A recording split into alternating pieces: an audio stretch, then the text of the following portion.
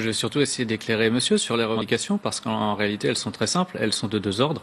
Le premier, je l'ai déjà indiqué, c'est la volonté d'intervention directe du peuple dans la démocratie via le référendum d'initiative citoyenne. La deuxième catégorie de revendication, c'est sur le fond. C'est la volonté en réalité des gens que désormais la politique serve les intérêts de 99% de la population et non plus des 1% les plus riches.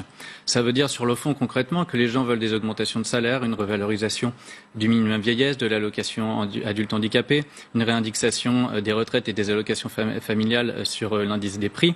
Et tout cela, pour financer tout cela, ce que souhaitent les gens, c'est que soient remis en cause tous les dispositifs fiscaux qui sont au bénéfice des 1% les plus riches, c'est-à-dire la réforme de l'ISF, la flat tax, l'exit tax et le CICE, capté pour moitié par les plus grandes entreprises de ce pays. Et je le dis, l'ensemble de ces cadeaux fiscaux, c'est 20 milliards en 2018, c'est 30 milliards en 2019. Mais est-ce que c'est vraiment, sur ce point-là, je me permets de vous interrompre, parce que ce sont vraiment des cadeaux fiscaux? Oui, bien sûr. Est-ce que c'est pas une aide aussi dont ont besoin les entreprises? Non, mais attendez, je vous réponds là-dessus parce qu'il y a toujours un amalgame qui est fait entre les petites et moyennes entreprises et les grandes entreprises. Dans les chiffres que je viens de vous donner, je vous ai dit la moitié du CICE est captée par les plus grandes entreprises. Moi, je suis tout à fait favorable à ce que le CICE soit maintenu, mais modifié, avec par exemple un seuil de chiffre d'affaires pour que seuls les PME bénéficient de ces aides. Les grands groupes n'en ont pas besoin. Les grands groupes distribuent des dividendes aux actionnaires par milliards. C'était 93 milliards en 2017.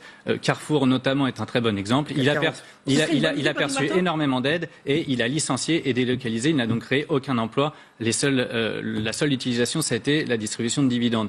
Et dont les PME. Je donne la parole, c'est Patrick Martin. Ça serait une bonne idée, ça, le fait de revoir le CICE?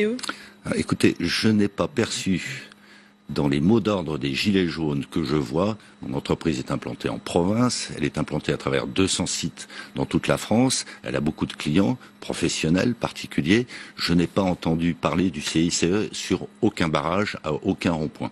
Alors qu'il y a une récupération sur ce thème-là. Moi j'y suis, je peux vous dire, j'en ai beaucoup entendu parler. Pas à l'instant, monsieur. Et donc, je crois qu'il y a une forme de détournement de l'objet de cette colère, de cette révolte. Je le rappelle, à l'origine, quel est le sujet? C'est un sujet de pouvoir d'achat et notamment de prix du transport pour des populations qui ne bénéficient pas, pour différentes raisons, des transports en commun et qui, au fil des ans, se sentent délaissés par la nation. Mais monsieur, on n'a pas parlé du CICE. Mais bien sûr que si, il suffit de lire tous les cahiers de doléances qui circulent sur les réseaux sociaux, sur tous les groupes des Gilets jaunes, et vous verrez que le CICE, l'ISF, tous ces dispositifs fiscaux sont expressément mentionnés sur tous les cahiers de doléances. Il y a justement une homogénéité dans les revendications sur la remise en cause de ces dispositifs fiscaux.